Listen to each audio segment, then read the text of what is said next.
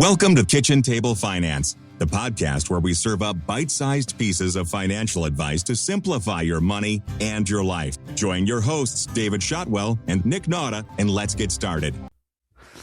Hello and welcome to Kitchen Table Finance. I am your host, Nick Nauta, with a special guest today, a reoccurring guest, Mr. Cole Williams. I don't even know if we can call you a guest anymore. I feel like you're a pillar. A regular pillar of the pod, the Dave stand-in. Although you do stand in for me when we start talking about investments because I get bored. I'm just the glue guy. Whenever you guys don't want to be in here, it's me. So official glue guy. I love that. I'm gonna put that on your business card. Cole and I have a great episode today. Super excited about it. When Dave isn't here, you and I usually talk about life planning stuff, which you know I love, and you as well are beginning to love. Is that too strong of an emotion for your thoughts on the Kinder process? It's a strong like. So right, we're working on them. Yeah. We're working on them. But we got a mailbag today, so we got a bunch of listener questions to go through, just kind of talking about the financial life planning, the Kinder Institute method, and kind of how that works and how it relates to situations and why we use it. The first question, Cole, comes to us. How do I figure out what I actually want my money to accomplish? Yeah, so that's obviously a really big question. And I think it's something that a lot of folks come to us with. But I think a lot of folks actually, especially when they're approaching retirement, have begun to kind of consider this. But you've spent your entire life socking away money and putting money in your 401k and investing with this idea that once I have all this money, I did it. I have all the money and I can retire and live my life, but don't necessarily know what that is. So the beauty of the Kinder process is, the first couple meetings that we have are really just more or less trying to figure out what is actually important to you. We do that through a couple different kind of exercises. It's there to cut through to, without spoiling it too much, the ultimate question that we ask is today's your last day. What didn't you get to do, right? What did you regret not doing? And a lot of the time, that gets to what's most important to you. And the beautiful part of it too is that a lot of the time it's not even really a money question at that point. It's just what do you actually value in your life? Yeah. And it's kind of like a rearranging of how you think of things. And I guess the first side of this is nobody's ever come in and said, will you help me figure out what I want, what my money can accomplish for me? It's more along the lines of, we do a lot of retirement planning. So I'm going to retire now.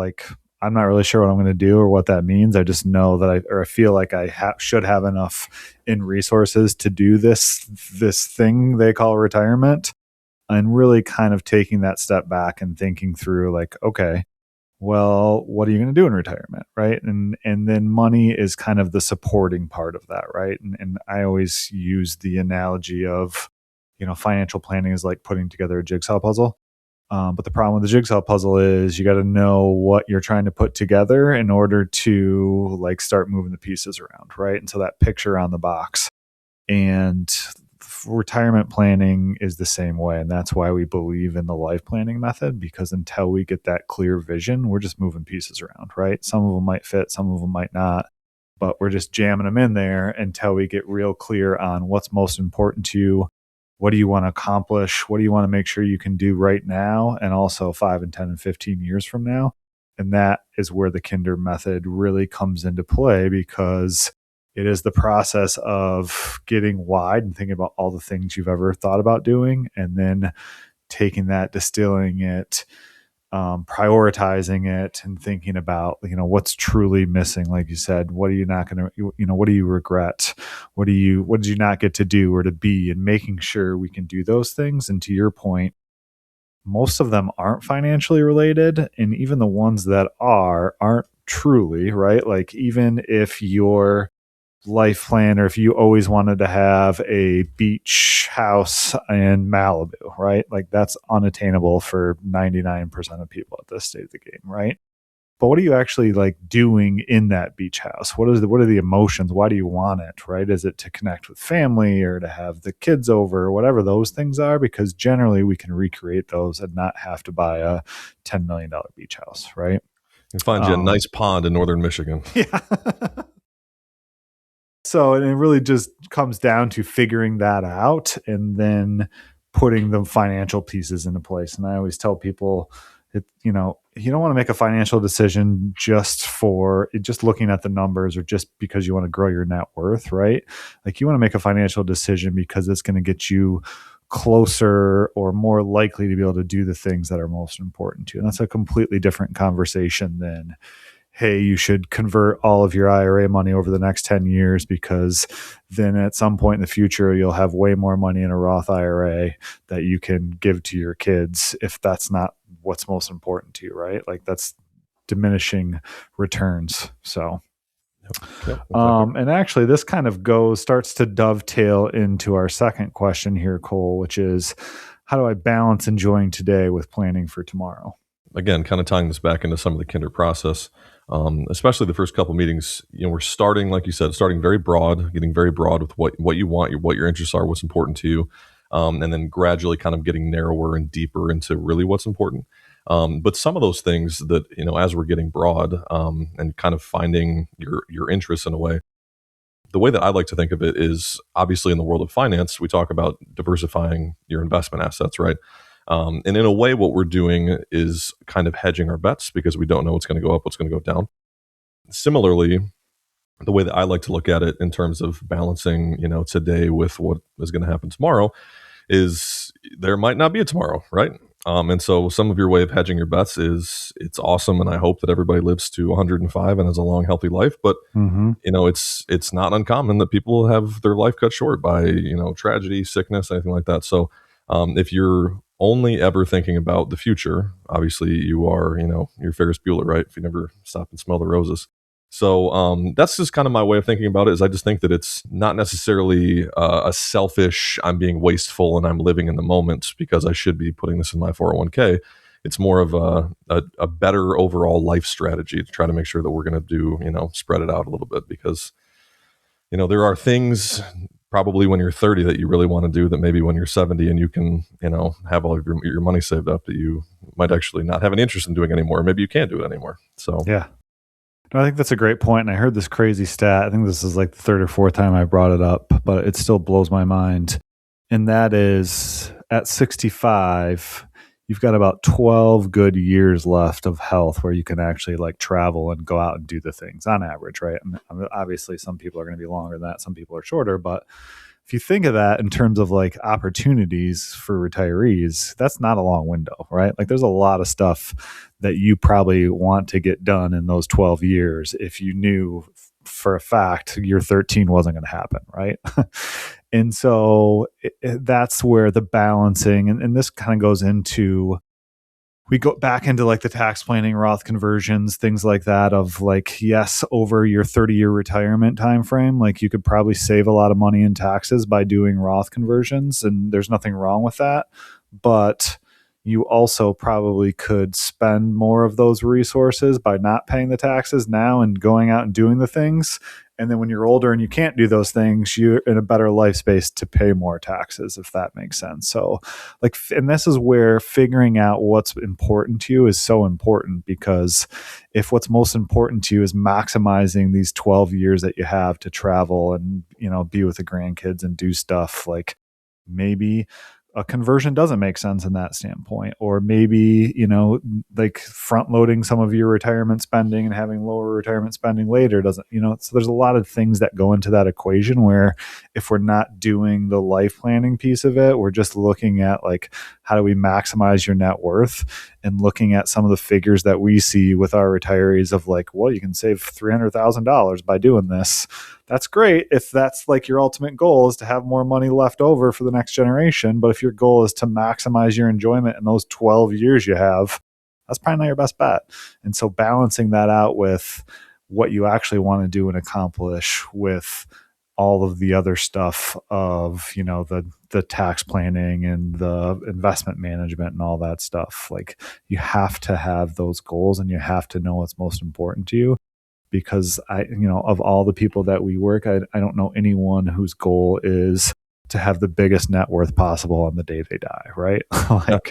Which is kind of funny because I think most people don't really want that, but a lot of people act that way, right? Like, and I think some of that is tough because for you to usually get to the place where you need a financial planner because you are on the doorstep of retirement, you're usually the type of person that is a big time saver, right? And you're great at doing that. And the whole point of the saving is to see the number keep going up, right? And so I think it's really difficult for a lot of people to shift that mindset in retirement. I know we've talked about it on the pod all the time, but yeah, that really gets to the point of you've been saving your whole life. Now what, right? Like what matters? Right. Yeah, for sure. For sure. It's definitely, it's easy for us to come out here and talk about how you shouldn't maybe do those things. But, and the other thing, the other side of that too, is not everybody has those big, ambitious goals of doing that stuff. Like some people just want to live a simple, stress-free life, not have to worry about it, and seeing the numbers goes up helps them do that. Like that's perfectly fine too. Like there's no judgment in what we do and what's what you value the most. It's more about figuring out figuring out what that is so that we can put the plan into place of, hey, if you're not going to spend this money, then we really should do some tax planning and should do some potential conversions because it will benefit you if you're not going to spend it anyways, right? Like there's no point in letting it grow to pay more taxes if you're not going to use it. Uncle Sam appreciates it. He really does. Yeah. Exactly. So, third question comes to us. What if I reach financial independence but still don't know what I want to do? Yeah. Well, without sounding too much like a broken record, that it really is. Get a life plan. Yeah, a life plan. But yeah, I mean, it's if you don't know what you want to do, obviously that requires taking some time and having some introspection, right? You want to make sure that we're going to actually get to the root of what you want. And I think that a lot of people, like we've been saying, do reach this point of, financial independence is kind of a broad term, but usually the point where like, I don't need to work anymore, I guess, is I think what this listener is probably getting at here. And that's when you need to come in and meet with Nick or I, and we'd be happy to take you through the process. But it's like you said, and you say all the time in meetings as well, is, you kind of you alluded to it and you gave the answer away, but you have a more clever way of asking the jigsaw puzzle question, right? But if you're putting together a puzzle, what's the most important piece? And everybody always says like, oh, maybe it's the corners, right? Everybody starts with the corners when you're building a puzzle, but it's a trick question, right? It's the picture on the box. And so if we don't know what the picture on the box is, I can start throwing some pieces together, but it might be a pretty wonky puzzle by the time we get to the end. Mm-hmm. It's probably not going to be the puzzle that you really wanted. So yeah, I don't know. What do you think about that? Yeah, I kind of took a different spin on this in that, if you reach financial independence, right? Like our whole lives we're taught to saving your retirement plan. Someday you'll have enough money and you'll be able to retire, but nobody ever asks you if you actually want to retire, right? So I like to think of it as like the make work optional, right? I could stop working, but maybe I really enjoy my work and want to continue doing it. Or maybe I want to tailor it a little bit different where I don't work as much or work on something that's, in a completely different field or take on a mentoring role or whatever that is. A lot of our most successful retirees have some sort of work, whether they're getting paid for it, whether they're volunteering, they have some sort of purpose to continue giving back or doing the thing that they spent so much time of their careers, and have so much knowledge in. And I think there's this stigma of, well, at 65, you got to retire. At 60, you got to retire. And a lot of people don't stop and think, well, do I actually want to retire? I don't have to keep working, but maybe I want to. And so I think of it in terms of, and this is again, going back to the only real way to figure that out is to go through the life planning process and think about like, would I regret quitting work right now? Like, do I still have more to give? Do I still have more that I want to do? Or do I want to switch that into more of a volunteer role where I'm working but not necessarily getting paid for it? Or maybe I'm doing something where I'm getting paid less and have a little bit more flexibility and or a little bit more purpose behind it. So all of it really kind of goes into this idea of figuring what that is so important, because just because you amass enough money to retire doesn't mean that you should retire, right? Like that's not what's truly most important to you. Let's see. Next question, Cole. Can life planning actually change the financial decisions you make? Yes. Next question. Yeah. I mean, it really has a way of kind of cutting through the BS, right? When done properly, you should have a much clearer idea of what's important to you. And once you figure out what's important to you, it's the whole point of the process is to help you figure out A, what you want, but B, give you the vigor that you need to actually go through and carry out what you need to do to get what you want and to craft the life that you desire. So yes, it 100% should. And I think that it's very difficult to, and it's hard to imagine getting where you want and actually crafting the life that you want if you haven't gone through some form of a life planning process to know what you want in the first place.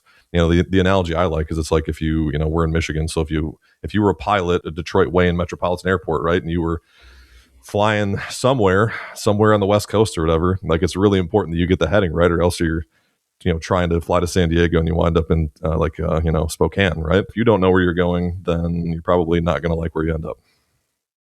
Oh, for sure. And I think of it too, what affects change, right? And it's essentially energy in motion, right? Or emotion. Right? And so what happens is until we tap into those emotions of like what's most important to us, and this is why we love the third kinder question. We love all of them, but the third question that really gets at the heart of it is, if you have one day left to live and just thinking back on your life, what did you regret not doing? Who did you not get to be? And just thinking about that, and that as letting that emotion sit and build up in you of like, hey, I never got to do this thing, right? Or I'd be really sad because I never got to see my kids grow up and, graduate and get married and all that stuff, right? Like, unfortunately, as a financial planner, I can't guarantee you that you're going to live long enough to do those things. But knowing and feeling that emotion kind of goes back to, well, what are you doing today to make sure that you spend as much time with them so that you don't feel like you missed anything, or you weren't there, or you didn't get to maximize the time that you had, because the only given is in the present, right? And so going through and I know it works because I've changed my own financial decisions in this process of going through life planning the several times that I did. I took Fridays off in the summers every year when my kids were growing up so that we could go off. I called them Fry Dads, and we'd just go off and, go to one of the thousands of state parks in the state of Michigan, or just cruise around and just have that day to spend time with them, because I knew that they were young enough that they still wanted to hang out with me. And I knew that was fleeting, right? Like at some point they're not going to be able to, or want to, or all of the above. Right. And so making sure you maximize that stuff. And, that meant I probably made less money. I worked a little bit less, and, but it was so worth it to me to be able to do that. And so those are the kinds of things that we want to affect the change of, like, take advantage of the time that you have, because there's no guarantees, right? But also the flip side of that is take advantage of, still save money, because if you spend it all now and you don't have any in the future and you make it, that's going to suck too, right? So what is that balance of what can I do now? And I'm not saying that, for me, it wasn't quit working and stay home with your kids all day, but it was make sure that you had those times and those memories and you spent that time with them, so that when you got to a point when they were 18, you didn't regret missing out on them growing up. You felt like you spent enough quality time with them. And so everybody's going to be a little bit different in terms of what that is, but, just making those conscious decisions of, at the end of the day, money is a tool. It's a resource that you can use to get the best return on life, but you get to choose what that return is, right? How do you maximize? And the Kinder process helps you kind of distill that down and think about those things, because as humans, we very rarely stop and think about that stuff, right? And so having that dedicated time to go through that. And also, I will say, selfless plug, obviously I'm a little bit biased, but going through that with another person versus going through it on your own makes a humongous difference, right? And I'm not talking about another person in terms of like Chat GPT or some online chatbot. I'm talking to an actual person that can help you get through that can encourage you to do those things, because a lot of times we come in with a negative mindset of, yeah, that'd be great if I could do that, if I could take Fridays off. I can't really do that. What if I won't have enough money, or yada, yada, yada. And the self-doubt starts creeping in, and you need a person sitting across from you saying, no, you can do this. Here's how you can do it. Not only can you do it, you absolutely should do it, because if you don't, you're doing yourself and the world a big disservice. And so how are we going to figure this out, right? That's a powerful, powerful thing. Well, and it's astonishing how little almost affirmation and encouragement someone else needs to do the thing that they've always wanted to do. Because there are so many people And, we get really good at, as, creating excuses of why I can't do this thing or have this thing, or that's, I'm just not the type of person that could ever, or whatever.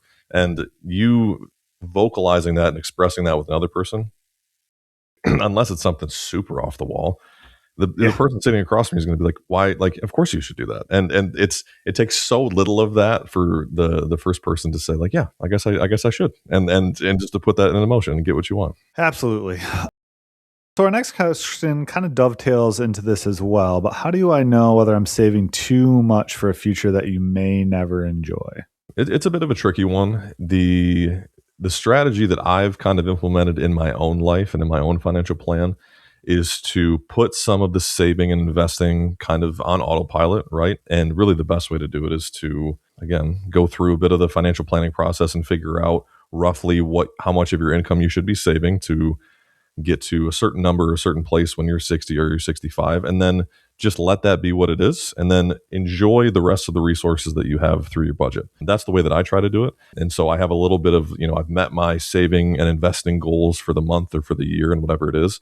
And then I really try to make a conscious effort to use the rest of the money that I have in the immediate moment to, experience what I want to experience and go to the places I want to go, do things I want to do, spoil my wife, whatever. And that makes me happy. And I feel like I'm kind of satisfying a little bit of the moments while also making sure that I'm kind of socking away, food for the winter. Yeah. I think that's a great point. And I think the first step kind of is to figure out like how much do you realistically need to start putting away, right? Like what is that? And I think a lot of people overshoot that mark by quite a bit. And so we've had conversations with people of like, hey, you're getting close to retirement. You've actually done more than enough at this point. And so let's start peeling those contributions back a little bit so you can enjoy today, even before you like hit the retirement stage, right? Like that's a conversation that we've had to have before. So I think like figuring out what that number is super important, but also figuring out, and like we talked about, a lot of the stuff that comes up in these isn't necessarily monetary. And so like once you figure out what it is that's most important to you, a lot of times there's not necessarily a big financial ramification. And so I think a lot of people feel much better knowing that like, hey, I'm doing the things that are going to allow me to live without regret. And so I don't necessarily worry as much about some of that longer term saving stuff like that.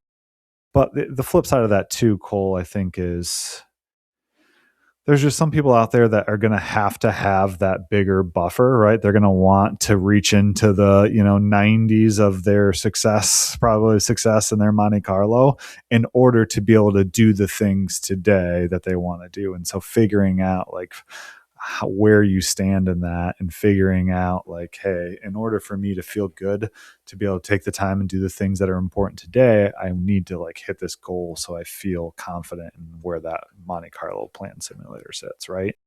Or whatever tool you're using. And so I think that's an important balance too of figuring out like, yes, you might be saving too much, but if that puts you in a good position to be able to do the other things and feel confident in that, and that's not necessarily a bad thing. But again, that's one of those things that you got to work out by figuring out how much do you actually need to save. We have so many people that come in here that have no idea where they're at. They're just saving 25% because that they thought that was the right thing to do.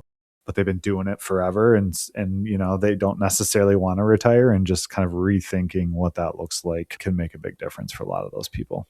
All right. Let's see. Let's go down. I'm going to skip a few of these. I'm going to give you one last one. What is the biggest misconception people have about life planning? Oh, that's a little tricky. I don't know. I'm actually curious to hear you on this, because you've obviously been doing this for a while now and you have a lot of reps in this world. So, hit me with it. What do you think that is? That was a great deferral.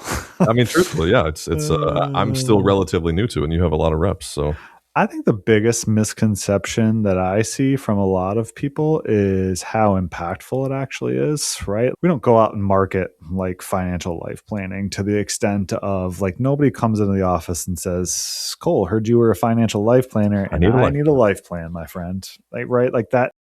We just generally don't do that as humans. We don't think of it that way. And most people don't even know this is something that exists. But a lot of people will come in and say, Cole, I'm thinking about retiring, right? Like, help me put this together. And we kind of go through the process. We've built it into our process, and it's everybody goes through it, and whether they know it's life planning or not in some cases, right? And I think the impact of those first 3 meetings, a lot of people would have never like signed up for it, but because we kind of forced them to do it, of just how impactful that is for people to sit and take some time and figure out what's most important to them, and then have a plan to be able to get those things, and actually take that time to sit back, sit down and reflect and actually think about what's most important, especially when you're talking about a transition into retirement, right? Like it's a big emotional type thing. And like we talked about earlier, most people spend their lives saving for this magical, mythical retirement. And they spend like 30 seconds thinking about what they're actually going to do in retirement, right? They just think, sailboats and golf courses because that's what they see on TV. And, most people don't end up sailing and golfing all that much, right? And so like helping and thinking through that and thinking through how you're going to spend your time and how important that is, I think catches people by surprise of how impactful that is to the overall process, right? Like if we skipped over that, we would be doing a disservice to a lot of people retiring, whether they, but like I said, nobody comes in and is beating down our door because they want a life plan. They want to know if they can retire. And so figuring out how to retire to your best life is what we deliver. And I think that people are very grateful for that, but they don't think they need that going in.